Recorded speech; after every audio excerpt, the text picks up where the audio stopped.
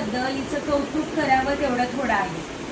दिवसभर शाळा करून बास्केटबॉल, डान्स क्लास आणि तरीही सगळ्या स्पर्धा परीक्षांचा अभ्यास करते, हो की नाही?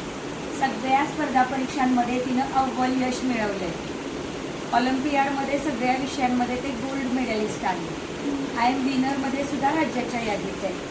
मंथन असो, ATS असो, अक्षरगंगा असो किंवा अभिनय.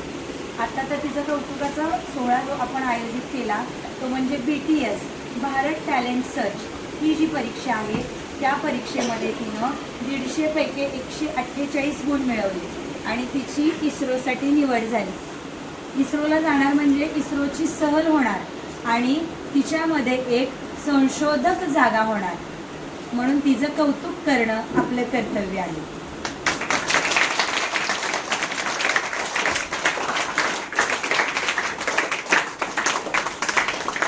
आपल्या या बालमैत्रिणीला इस्रोला जाण्यासाठी आपल्या सगळ्यांकडून खूप खूप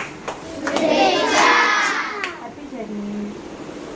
बर, सदफला घडवत असताना जितका आपला वाटा आहे तितकाच मोलाचा वाटा तिची आई आणि तिचे बाबा दोघांचाही आहे, बरोबर का? तर या दोघांचं पण कौतुक व्हावं असं मला वाटतं.